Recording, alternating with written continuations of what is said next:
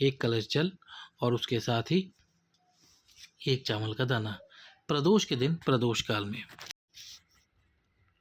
श्री शिवाय नमस्तुभ्यम। 13 जून अधिक मास की प्रदोष की तिथि। गुरुजी ने बताया एक बहुत ही विशेष उपाय, जो कि है एक चावल के दाने का उपाय गोद भरने के लिए। अब ये एक चावल का दाना आपको कहाँ पर समर्पित करना है? ये एक चावल का दाना समर्पित करना है प्रदोष के दिन प्रदोष काल में। साथ में एक कलश जल भी आपको लेकर आना है। एक कलश जल और उसके साथ ही एक चावल का दाना। प्रदोष के दिन प्रदोष काल में भगवान शंकर के मंदिर में जाना। शिव जी के मंदिर में जाकर सबसे पहले तो दक्षिण दिशा में खड़े हो जाना। दक्षिण दिशा नहीं है, खड़े होने का स्थान नहीं है, तो आप किसी भी दिशा में खड़े हो सकते हैं। खड़े होकर भगवान शंकर के शिवलिंग पे एक कलश जल समर्पित करना। एक कलश जल समर्पित करके जो एक चावल का दाना आप लेकर आए हो उसको लाकर माता अशोक सुंदरी वाले स्थान पर, कौन से स्थान पर? माता अशोक सुंदरी वाले स्थान पर समर्पित कर देना। माता अशोक सुंदरी वाले स्थान पर समर्पित करते हुए अपनी कामना बोलना कि हे भोलेनाथ, मेरी ये कामना है जिसके लिए मैं प्रयास कर रहा हूँ, ये कर रही हूँ, मेरी इस कामना को पूर्ण करो। इस प्रकार से आप ये एक चावल का दाना माता अशोक सुंदरी के स्थान पर समर्पित करना अपनी कामना करते हुए बाबा से प्रार्थना करो और एक चावल का दाना समर्पित करो प्रदोष काल में। दूसरा जो उपाय है वो है दूध और जल वाला उपाय, जो कि संतान प्राप्ति के लिए गुरुजी ने बताया था अपने पिछली कथाओं में। इसमें आपको क्या करना है? एक कलश जल भर लेना है। इस एक कलश जल के ऊपर रखना है आपको एक पात्र, कोई भी कटोरी रख लीजिए, जिसमें आपको डालना है थोड़ा सा दूध। क्या डालना है? थोड़ा सा दूध, और वो भी दूध किसका? गाय का दूध डाल लीजिए। अब इस कलश को अपने साथ में और इस कटोरी को इस कलश के ऊपर रख के प्रदोष काल में अपने घर से जाइए भगवान शंकर के मंदिर में। कहाँ जाइए? भगवान शंकर के मंदिर में प्रदोष काल में। अब भगवान शंकर के मंदिर में जाकर सबसे पहले तो आपको क्या करना है? शिव मंदिर में प्रवेश करने से पहले यहाँ आसन लगाना है।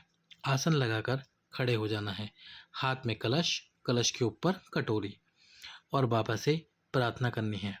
11 बार तुमरुका जी का नाम लेना और बाबा से प्रार्थना करना, हे भोलेनाथ, झोली पसार कर तेरे द्वार पे खड़ी हूँ या खड़ा हूँ, कृपा करना और मुझे संतान प्राप्त कराना, वंश की वृद्धि कराना। बहुत प्रयास किए हैं, सफल नहीं हो रहा, ये वाला प्रयास जरूर सफल कराना। और फिर प्रार्थना करके बाबा से इस प्रकार से मंदिर के अंदर प्रवेश कर जाना। अब मंदिर में प्रवेश करके सबसे पहले तो जो जल है उसको अपने पास में रखना। जो दूध है वो माता अशोक सुंदरी वाले स्थान पर, माता अशोक सुंदरी पर समर्पित कर देना। समर्पित करके अपनी कामना बोलना। उसके बाद में जब दूध समर्पित कर दो तो जो आपके पास में कलश है उस कलश में से जल समर्पित करना भगवान शंकर के शिवलिंग पे।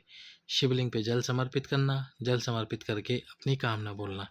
इस प्रकार से 3 प्रदोष, अधिक मास की प्रदोष से शुरू करना, 3 प्रदोष या 5 प्रदोष उपाय करना लगातार, और प्रार्थना करना बाबा से कि भोलेनाथ, मेरी ये कामना पूर्ण करो।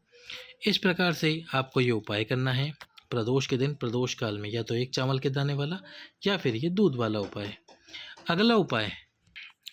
अगला जो उपाय है वो है त्रिजलेश्वर महादेव वाला उपाय। कौन सा उपाय? त्रिजलेश्वर महादेव। इसमें आपको क्या करना है? 3 लोटे जल लेने हैं। अब 3 लोटे जल ना हो आपके पास तो 1 लोटे से 3 बार जल समर्पित करना। 3 पुष्प लेना, फूल लेना। फूल 3 अलग अलग होने चाहिए, जैसे एक गुलाब का, एक गेंदे का और एक सफ़ेद आंकड़े का। जरूरी नहीं यही हो, बस 3 फूल लेना जो शिव जी पे चढ़ते हो, और 3 फूल, अगर आपके पास सफ़ेद आंकड़े का ना हो तो आप कनेर का ले लेना। 3 अलग अलग पुष्प लेना और 3 धान लेना। धान यानी कि जो हम धान खाते हैं, जैसे गेहूँ, जौ, चना, बाजरा, मक्का, ज्वार, कुछ भी इसमें से 3 ले लेना, और वो भी एक एक दाना, एक गेहूँ का, एक ज्वार का, एक मक्का का। अब क्या करना?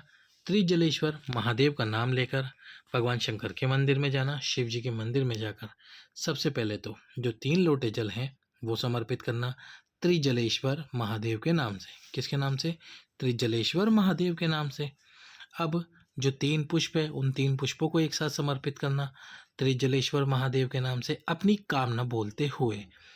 प्रदोष काल में ही करना उपाय, और फिर जो 3 धान आप लेकर आए हो, 3 धान के जो दाने आप लेकर आए हो वो समर्पित करना। अब क्या करना, अब उसमें से आपको क्या करना है, जो भी आप लेकर आए हो धान, जब आप उपाय कर लो पूरा, एक फूल कोई सा भी पुष्प उठा लेना शिवलिंग से, और एक अनाज, कोई सा भी अनाज जो आपको उठाना हो, तीनों में से कोई भी एक अनाज उठा के अपने पास में रख लेना। अब क्या करना, अपने पास जो आप कामना लेकर गए हो शिव जी के पास, उस कामना को ध्यान में रखना, और जैसे ही वो कामना पूर्ण हो, उसके बाद जो भी प्रदोष आएगी उस प्रदोष पे फिर से यही उपाय करना है। 3 लोटे जल या 1 लोटे से 3 बार जल, 3 पुष्प। अब 3 पुष्प में से 2 ही पुष्प लेना, 1 पुष्प रहेगा आपके पास पुराना जो आप उठा कर लेकर आए थे शिवलिंग पे से, और अनाज में भी 2 ही अनाज लेना, 1 अनाज रहेगा जो आप उठा कर लाए थे शिवलिंग पे से। अब सबसे पहले उसी प्रकार उपाय करना, त्रिजलेश्वर महादेव का नाम लेकर जल समर्पित करना। उसके बाद में 3 पुष्प, जिसमें से 2 नए 1 पुराना जो आपके पास पहले से ही था, और 3 अनाज जिसमें से 2 नए और 1 पुराना, और ज़रूरी नहीं है ये अनाज वही हो जो आपने पहले लिए थे, एक तो आपके पास में पुराना रहेगा, 2 कोई से भी अनाज आप ले लेना। और भगवान को धन्यवाद करते हुए, आपकी कामना पूर्ण हुई उसके लिए धन्यवाद करते हुए बाबा को उपाय कर आना, धन्यवाद बोलते हुए उपाय कर आना। इस प्रकार से प्रदोष के दिन प्रदोष काल में करना ये उपाय त्रिजलेश्वर महादेव के नाम से। लाइक करें, सब्सक्राइब करें, शेयर करें। हर हर महादेव।